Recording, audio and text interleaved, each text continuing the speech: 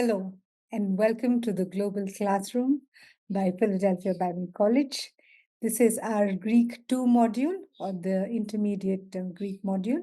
I am Mrs. Ravella Preeti K, or you can call me Mrs. Preeti. And just before we begin our time of learning together, I'll take us through the course introduction and the content that we're going to be looking at, and a few preliminary remarks. Since you have already completed the Greek 1 module or the introductory Greek module, I know that you are fully aware of the importance of learning the biblical Greek language. It helps the New Testament student to study and exegete the New Testament text in its original language. This intermediate Greek course, or Greek 2, will encompass revision of Greek 1 and what you've done in the first module. And we will move to the next level in terms of grammar and syntax and vocab, and we'll build on what you have already done in Greek 1. So before we begin, I'd like to lay a great emphasis on revising what you have done in the first module, because if you are not sure or if you have forgotten, because language is very easy to lose, I encourage you to go back to your module, Greek 1 recordings, and go through them and revise everything quickly so that what we learn will help add on to what you already know. Because if you have forgotten Greek 1, you will find Greek 2 to be much harder, because Greek 2 builds on the foundations of Greek 1. Yeah, so you should already be able to read, write, and translate portions of the Greek text already from Greek 1. So we will move now into the intermediate level of this course. Yes, so at the end of the course, you should have an intermediate level of knowledge in terms of the biblical language and the vocab, the grammar, the syntax, and sentence formation, and things like that. Yes, and when you pay attention and learn, it's very important that you memorize the tables that are there in the Greek and the vocabulary that's given to you, because that will help you translate faster, it will help you parse faster, and you'll be able to identify and highlight the nuances of the language in the Greek text. And it's important to make sure that you work really hard during the intermediate Greek module, because this will set you up for the advanced level of Greek, which is the next module that we have. And in terms of skill, you already have the skill, so it's just going to improve your reading and your writing and your translation skills of the verses from the original Greek into English at the intermediate level. Yes, so it's very important to have the right mindset, so important to have the right attitude while we're learning Greek, because you are going to need to be focused and dedicated. Make sure that you're spending at least 20 minutes, 40 minutes a day, half an hour at least for your Greek. Revise your vocab, revise your language, the grammar.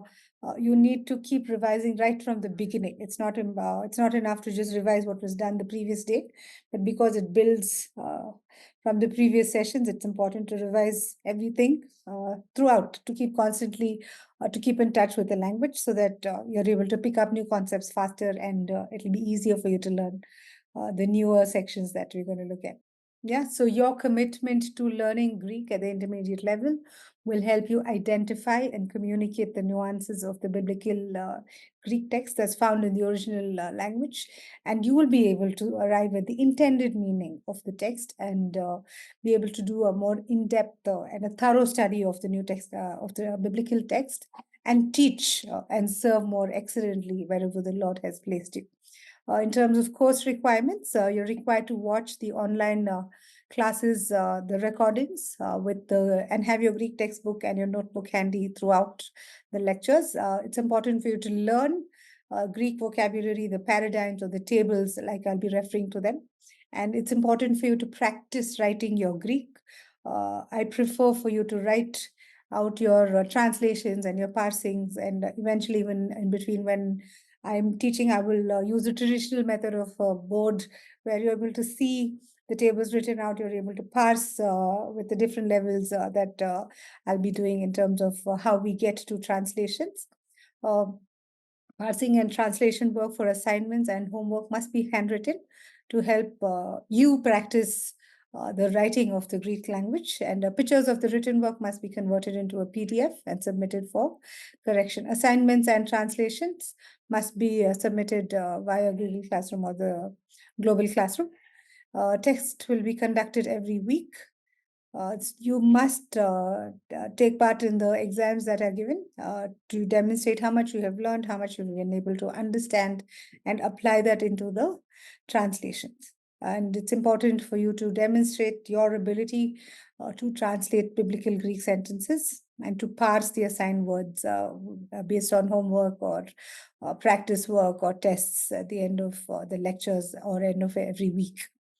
In terms of methodology, you have to read the assigned lessons for the before you watch the lecture, and the must complete student must complete written work for each session before you watch the lecture. It's important that the student memorize the material assigned each week before you watch the lecture, especially in terms of vocab or tables or the paradigms, like we call them.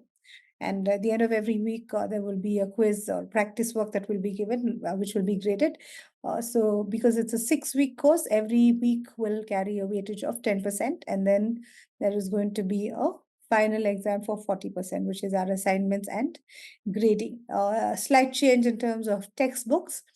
In Greek 1, you followed Venom, which is a classic textbook, but it's also a little dated. So in my lectures, I will be using a little bit of Venom, a little bit of Jeremy Duff, and also a little bit of William Mounts. It would be great if you can you have access to these resources online as well. I'll be sharing those links and you can look up these books online, or if you can procure a copy for yourself, that would be great in the long run, especially because you're investing time into learning biblical Greek. And for us today, in the first session, we're just going to revise what you did in the previous module. So I will quickly go through sections of Venom with you because that was a textbook that you all followed. So I'll quickly either whether it's going through the alphabets or the pronunciations or diphthongs or punctuation, we'll do like a crash course in terms of crash revision course in terms of what we've done in Greek 1. So today, the first lecture and the second lecture are going to be recaps of Greek 1. And the third lecture onwards will be chapter 17, because chapter 16 was completed in Greek 1. So we will continue from chapter 17 of Venom. And like I said, use your Venom textbook as reference. And I will be using various sources to enrich learning for you, and so that you are better equipped in translating the biblical text. So as a part of our review, we will look at chapters 1 to 6 today. And in the second review lecture, we will do chapters 7 to 16. So in lesson 1 in Venom, we looked at the alphabets. So you've got the Greek alphabets in both capitals and small letters, and its English equivalent that is listed out, which is already in your lecture notes from Greek 1. So you've got alpha, beta, gamma, delta, epsilon, zeta, eta, theta, iota, kappa, lambda, mu, nu, psi, omicron, p or pi, rho, sigma. Then you have tau, upsilon. Some people say phi, it's acceptable, or phi, both are acceptable. Chi or chi, both are acceptable. And psi or psi, both are acceptable. And then you have the last letter, omega. And in terms of pronunciation, if there are two gammas, the first one has an im sound. So you have angelos. Then you also have epsilon in terms of long vowels and short vowels. The O sound in English has two sounds in Greek, the short O and the long O. So the short O is omicron, and the long O would be the long vowel omega.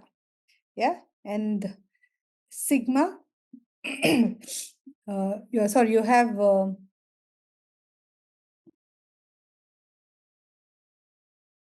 when it comes to sigma, there are two forms of sigma. The sigma is used when the letter occurs at the beginning of the or a middle of a word, and the S, or the like a C with a curve at the end, is used when it is the final letter.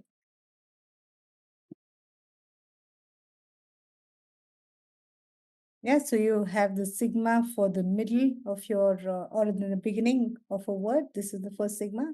And if the sigma appears at the end of your word, it would be like a C with a curve or a regular S, English letter S would also work.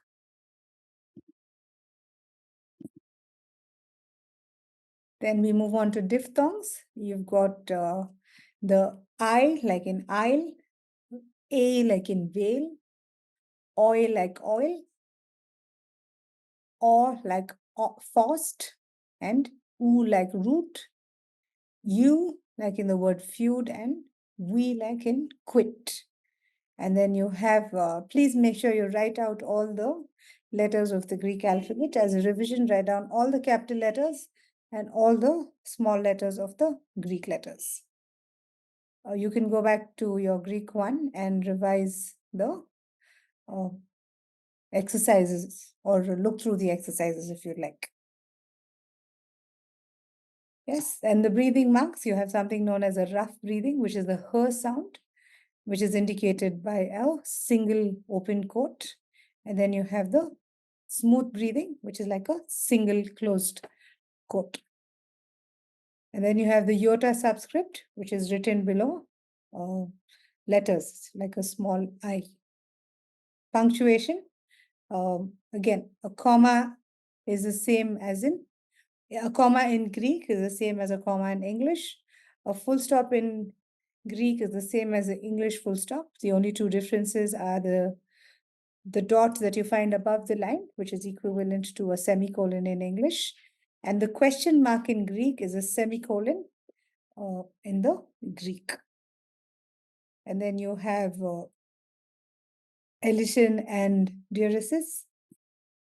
Basically, the elision and diaeresis help us with pronunciation, and the diaeresis helps us break down a word when we pronounce to show that it is not a diphthong. So you've got accents which help us, especially in later forms of Greek. It helps us identify different words, and they have separate meanings based on the accents that you have.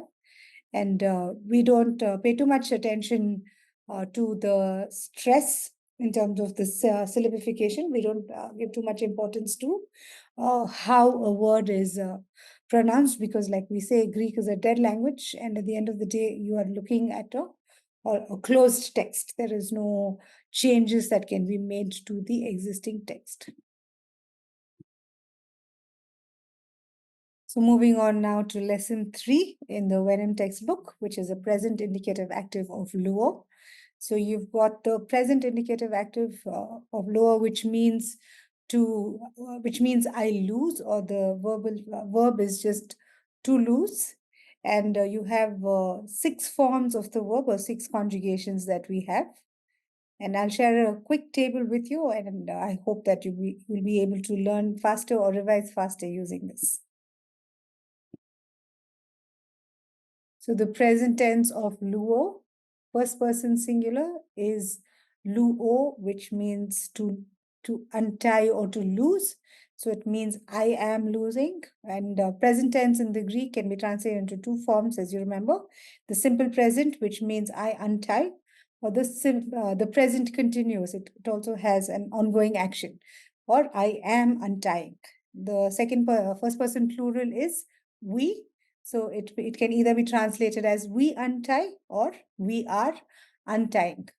Then in the second person, singular, it is you are untying or you untie, which is lu is.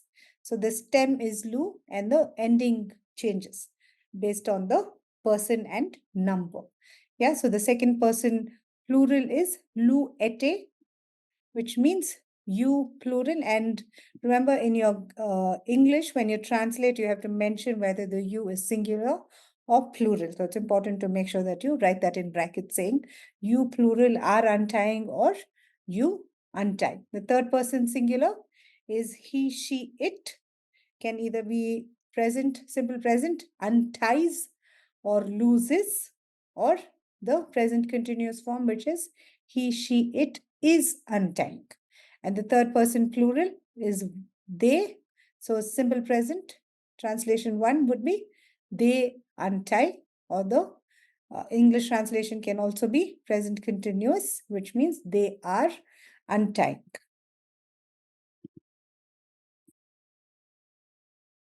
So in the Venom textbook, as you see, it can be I am losing or I lose. Second singular, you are losing or you lose.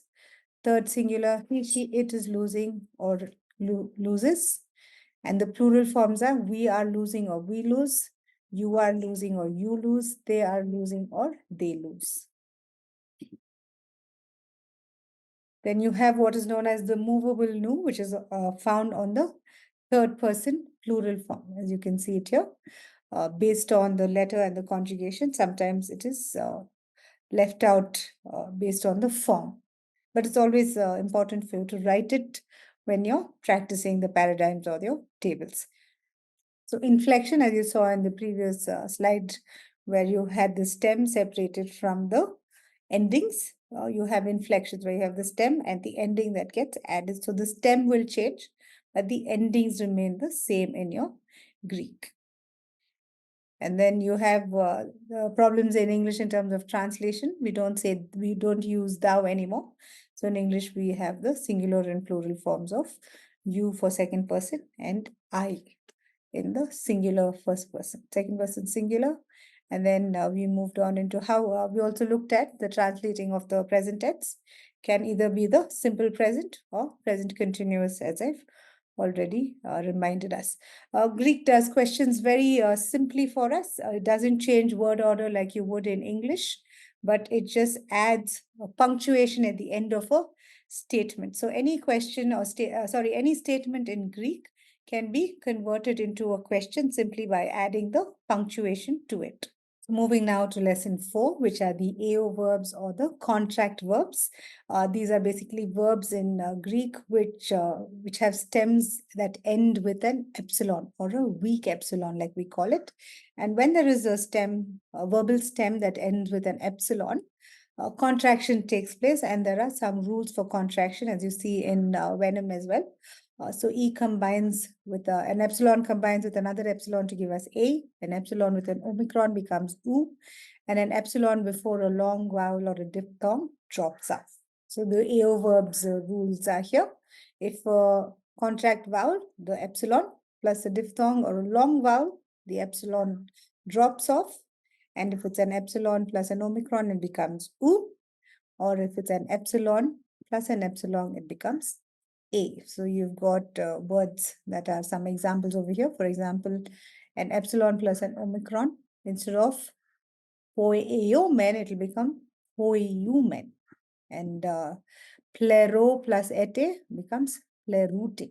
And poi a plus the second person plural form of ete becomes poi ete. So it's important to remember that in our textbooks or in the verses that we'll be translating, you will find the contracted form. You will, even when you look up a lexicon in the Greek, you will not find the AO form of the verb. You will find the contracted form of the verb. For example, if it is phileo, the lexical form will be philo. So we have some examples of AO verbs that I'd like us to look through, as you can see on your screen. A few AO verbs that are the more common ones are zeteo to seek, kaleo to call, laleo to speak, hoieo to do or to make, tereo to keep, and phileo, the more famous one, is to love. So let's look at the contract verb phileo and its forms as a part of our revision. So you've got in the first person singular, you've got phile plus omega, and remember epsilon drops off before a diphthong or a long vowel, and the final form is philo. In the plural form, epsilon plus omicron combine to form philumen, which is we are loving or we love. Then in the second person, you've got philae. So you've got the epsilon plus epsilon combining to form A. So you've got philes. You are loving or you love. Then in the second person plural form, you've got the epsilon plus epsilon again, where you've got the philate, which means you plural are loving or you plural love. And in the third person, you've got the epsilon plus epsilon. Again, the rule is epsilon plus epsilon becomes an A. Or in this case, you have a diphthong.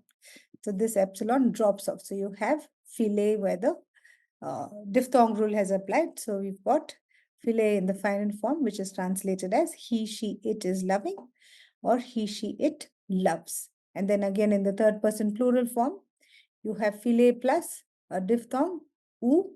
So this epsilon drops off again, and this is translated as they are loving or they love, philusin. So these are our revision on the AO verbs. So the Venom textbook also gives us the same thing, the table that is laid out for us in a different form. So you have both options available to you. Yeah, so the rules of contraction are listed out here as well. And moving now into chapter 5, lesson 5, you've got second declension nouns in os. So we're moving from verbs into nouns now. So remember parts of speech, you've done verbs, present tense, luo, and the contract verbs eo so far. And in lesson 5, you're moving into nouns. So when you talk about parts of speech, Greek does parts of speech a little differently in terms of the nouns. And the table is laid out for you, and we'll quickly go through the logos table as well. So you'll remember from Greek 1 that every noun in Greek, of course, a noun is the name of a person, a place, an animal, or a thing. It's just basic English. And every noun will have gender. So in Greek, it can be masculine, feminine, or neuter. Will have case, cases in terms of nominative, which is usually the subject of your sentence, accusative, which is the object of your sentence. It can either be a transitive or an intransitive, direct object or indirect object. Then you have genitive case, which shows possession, and dative case, which shows location. And then the noun will always have three things.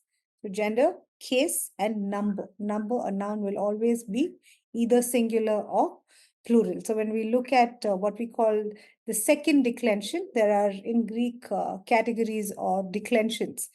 So you have the first declension nouns, second declension nouns, and then eventually we will move into what is called the third declension nouns. So today, when we're revising the masculine nouns, remember that masculine nouns are always second declension. Masculine and neuter nouns follow the second declension. Feminine nouns follow what is called the first declension. So when we look at our table for masculine nouns, again, you will always have a stem and an ending. So os is the ending for your masculine nouns, and the table is os, oi for plural. Os is singular, plural is oi. Then you have accusative, which is on, and the plural, which is us. The genitive, which is u, singular, plural is on. The on is what what we know now. Sorry, what is called as a universal genitive. So most nouns, all nouns actually eventually will have the universal genitive for the plural, on. Then you have dative as o, and ois for the plural form. So when you translate or when you decline, so nouns can be declined, like declensions, and verbs, like we looked at in the previous section, are conjugated, or they deflect or inflect. You have inflections for nouns, our paradigms that we write them out as. So logos is word, logoi would be words. Logon would be word, accusative, which is the object of your sentence. And logus would be words, which is the object of your sentence. Then genitive is of a word singular, plural will be of words. Dative is to a word, plural will be uh, logo will be to a word, and logos will be two words. And again, remember your translations in English are very different from the Greek. English has what we call word order. Based on where a word is placed in a sentence, it has meaning. If it's in the beginning of a sentence, it is the subject. If it comes later in a sentence, it becomes your subject or predicate and becomes the object of your sentence. Greek does not have word order, as you remember from Greek from your previous module. Greek does not have word order, but it has meanings. Its meaning is based on endings, and that will tell you if a word is the subject of a sentence, if it is the object of a sentence, or if it is trying to show possession using the dative case, or if it is trying to show location using the dative case. Yes, so remember in the dative, there is also the iota subscript, as you see in your table as well. And there is no indefinite article in Greek, so eventually we will also learn the definite article table. So nominative and accusative, subject and direct object based on its ending. And like we said, English sentences have word order, Greek does not have word order. So you need to know which is the subject, which is the object, and then place it accordingly in your translations. And then there is also transitive and intransitive verbs that was covered in this chapter. So transitive is when the action of the verb transfers. Intransitive is when the action stays. So you've got examples of we speak words, which is intransitive, lalumen logus, and transitive. You can just say we talk or we speak. And again, like in English, Greek verbs agree with the subject or the nouns in number. Remember, Greek nouns have gender, case, and number. Greek verbs have number, have tense, person, and number. Yeah, and the vocative case is the case of address, and is very similar to the nominative case. So it's only the epsilon will change, and then the plural forms are the same. And coming to the last section that we're doing as a part of our revision for this lecture is lesson 6, which are the genitive and dative cases, which we addressed already in the table. So genitive shows location and genitive shows possession and dative shows location. Yeah, and again, it can be a dative case can also take a indirect object. Yeah, and then we'll quickly look at the definite article table for us. So those of you who remember the definite article, Greek has only the definite article and no indefinite article. So if we use the logos word that we've learned in the previous section, your definite articles are all in sync with the nouns that we have. So remember that Greek is in the Greek, the noun is always accompanied by a most often accompanied by a definite article. So nominative would be ho, nominative singular, nominative plural would be hoi. Remember that rough breathing. So you've got the accusative, which would be tone, plural would be tous. So if you notice the endings, just the tau is added in the accusative, genitive, and dative cases, both singular and plural, and a rough breathing is added to the nominative, singular, and plural form. So if it is, so the nominative would be ho, logos, singular. Nominative plural would be hoi, logoi. And the accusative would be, accusative singular would be ton, logon. Accusative plural would be tous, logus. The words. Genitive to, logu would be of a word. Ton, logon would be of words. Genitive plural. Dative would be the, so to or for word, and plural would be tois, logos, to or for words. So when you add the definite article, remember it will be the word, plural, the words, nominative. Accusative will also be the word, plural will be the words, accusative. Genitive will be of the word, singular, plural form will be of the words if you're using logos as an example. Then dative will be to the word, and the plural form will be to or for the word. So make sure that the definite article is included into your translations. So we also have some special uses of the article. Words like theos usually have the article, so you translate the in those cases. In most cases in English, you don't translate the definite article, but in some cases, you have to make sure that it is present in your final translations. Anthropos, which is another word which refers to men as a whole class, or like a collective noun. usually has the article, and especially in English as well. When you're expressing abstract nouns like love, truth, and peace, you'll find that the definite article is always included. And then you also have when you have words which are complements in English, the complement usually drops the article and it's placed before the verb. So theos estin ho logos. Theos is God. Estin is the Amy verb to be. Is ho logos is the word. So your translation will be the word is God. In the case of abstract nouns, for example, agape, which is love, ho theos is God. We don't say the God in English, we say God. We don't translate the definite article in this case. Agape is love, the abstract noun love, and estin is your verb is, and it's translated as God is love.